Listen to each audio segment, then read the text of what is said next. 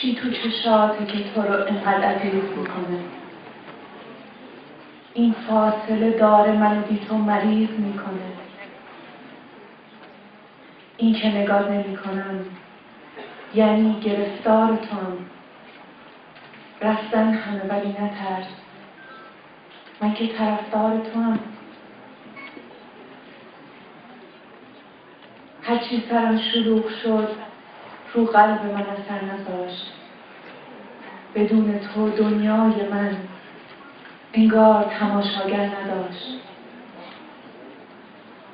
منو نمیشه حد زد با این غرور لعنتی. هیچ وقت نخواستم ببینی تو لحظه ناراحتی.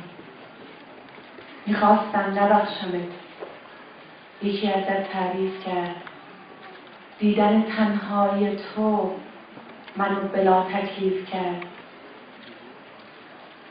بیا و معذرت بخواه از جشنی که خراب شد، از اون که واسه انتقامم از تو انتخاب شد، از هدیه های بی جواب، از بوسه های اشتباه، از گریه های بی پناه.